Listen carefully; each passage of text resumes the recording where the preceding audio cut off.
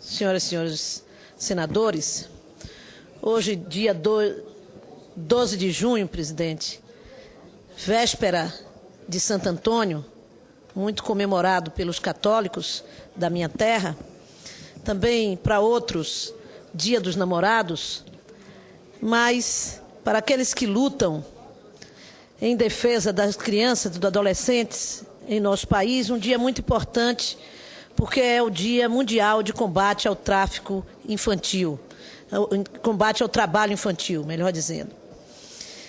E, portanto, senhor presidente, como um integrante e coordenadora, uma das coordenadoras da Frente da Criança e do Adolescente no Congresso Nacional, não posso deixar de aqui registrar essa data e trazer ao conhecimento dos senhores e senhoras senadores e senadoras os dados a respeito do trabalho infantil em nosso país. É tempo de ir à escola, há tanto para aprender, deram-te a linha e a cola, mas não tempo para crescer. Vês alegria, correria, meninos na brincadeira, mas tu passas todo dia sentado nessa cadeira, sem tempo para o que gostas, nem momentos de lazer. Não endireitas as costas, tem trabalho para fazer. Com esses versos do poema Infância Perdida, de João Alberto Roque, gostaria de começar esse meu registro sobre o 12 de junho, data que marca o Dia Mundial de Combate ao Trabalho Infantil. Segundo o estudo da Organização Internacional do Trabalho, divulgado esta semana, aproximadamente 10,5 milhões de crianças entre 5 e 17 anos no mundo são trabalhadoras domésticas, fora de suas residências e muitas vezes em condições perigosas ou análogas à escravidão. Desse total, 6,5 milhões têm entre 5 e 15 anos e 71% são meninas. Apenas no Brasil, o estudo cita que deve haver cerca de 250 mil crianças trabalhando nessas condições. Relatório da mesma OIT, de 2011, registrava em todo o mundo 15,5 milhões de crianças e adolescentes no trabalho infantil doméstico. Comparando-se ambos, houve uma diminuição de 4 milhões de crianças e jovens nessas condições. No Brasil, em 92, segundo o PNAD, do IBGE, havia 8,4 milhões de crianças e adolescentes de 5 a 17 anos, 19,6% do total, em algum tipo de atividade remunerada. Em 2011, 3,6 milhões estavam em situação de trabalho, 8,6% do total. Ainda de acordo com o PNAD. Entre 2000 e 2010, houve uma redução de 13,4%, mas a ocorrência do problema chegou a aumentar 1,5% entre crianças de 10 a 13 anos, justamente na faixa etária mais vulnerável dessa população, para a qual todo tipo de trabalho é proibido. Por mais que a queda desses números tenha sido significativa e mereça ser comemorada, o Brasil ainda apresenta índices inaceitáveis e está longe de erradicar o trabalho infantil num curto espaço de tempo. Um fator preocupante é que de 2005 em diante houve uma desaceleração no ritmo da diminuição do número de crianças e adolescentes no mercado de trabalho. Nosso maior desafio é alcançar e erradicar as piores formas de trabalho infantil.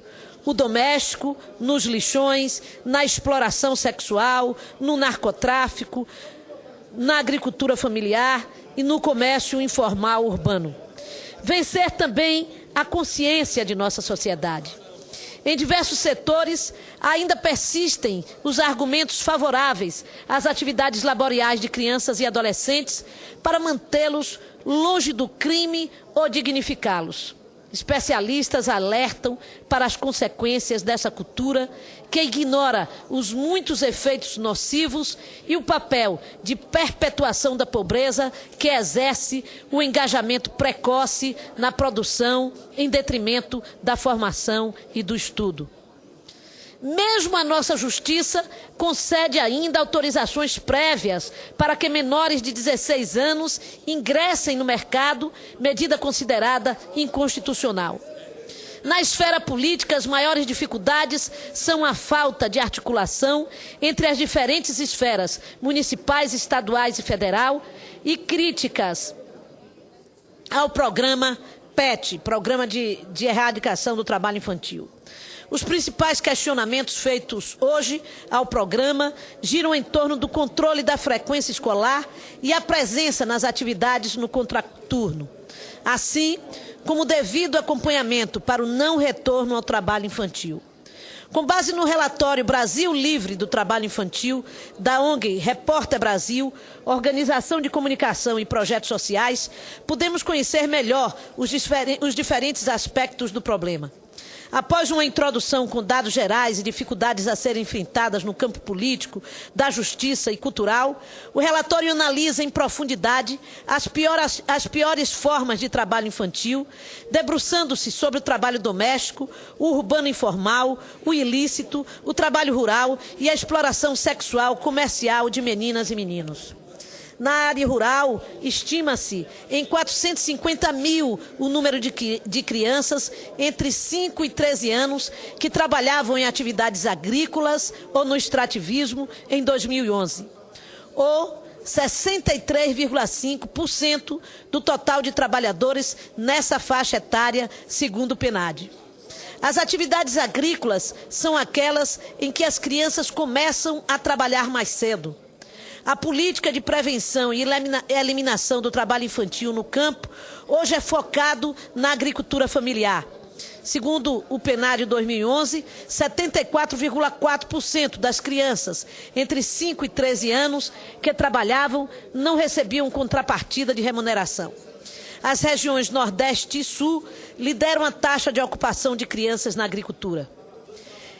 Especial dificuldade enfrentam as crianças indígenas, ribeirinhas e extrativistas. Poucas escolas, ensino descontextualizado, falta de atividade no contraturno são algumas falhas. O ainda frágil engajamento dos gestores da educação na pauta do trabalho infantil é um dos obstáculos. Diante das falhas do Estado, a responsabilização das famílias pelo trabalho infantil no campo é visto com cautela.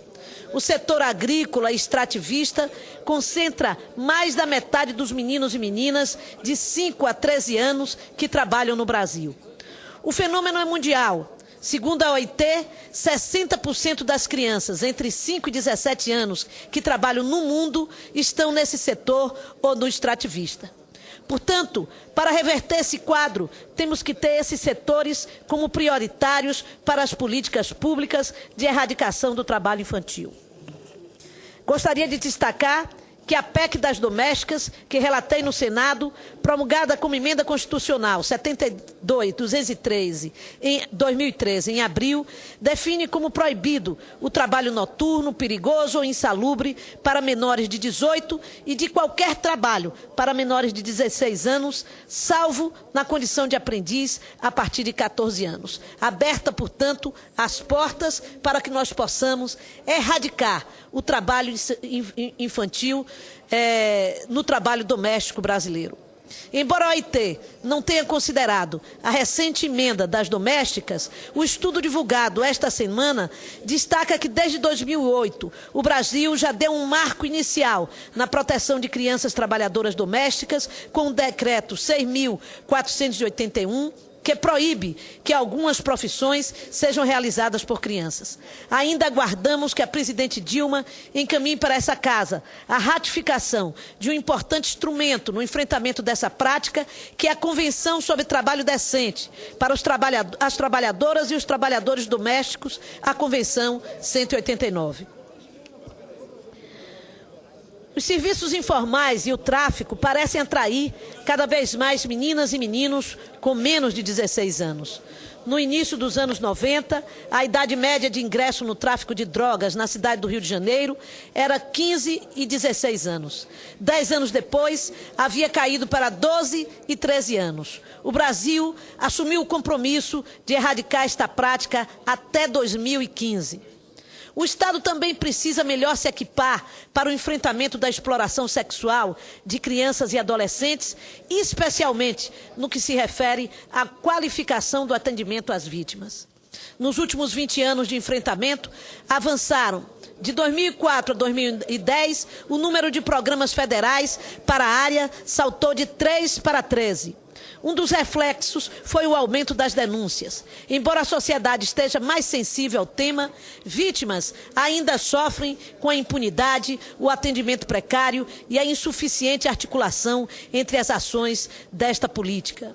Um dos maiores desafios hoje é o aumento da exploração no contexto das grandes obras de infraestrutura em curso no país.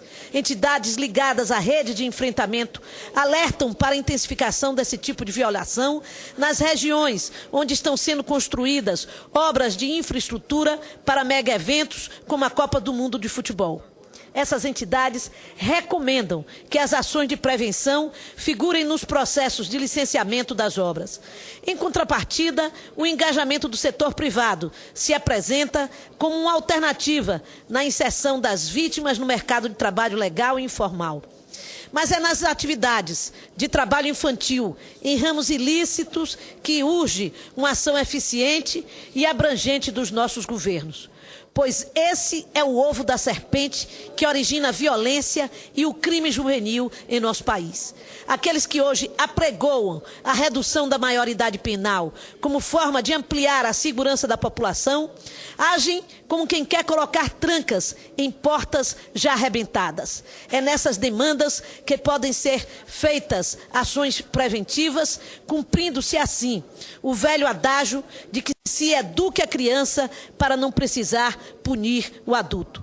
No próximo mês de outubro, o Brasil vai sediar a 3ª Conferência Global sobre Trabalho Infantil, que deve reunir representantes de governos, empregadores, trabalhadores e organizações da sociedade civil dos 185 países membros da OIT. O Brasil foi escolhido como anfitrião da conferência pelo fato de ser considerado uma referência mundial em relação às políticas sobre o tema. Portanto, senhor presidente, desejo que nós possamos abrigar esta conferência com condição de realmente dar exemplo em todo o mundo. Terminando, como iniciei esse pronunciamento, lendo o resto o final do poema Infância Perdida. O patrão é exigente, quer os sapatos bem feitos. Para ele, tu não és gente e não tens quaisquer direitos. Não sabes o que são férias e o pouco que paga a peça. Só agrava as misérias, por estranha que pareça. Deixa marcas para a vida, esse ciclo vicioso. A tua infância perdida é um tempo precioso. É tempo de ir à escola. Há tanto para aprender. Deram-te a linha e a cola, mas não tempo para crescer.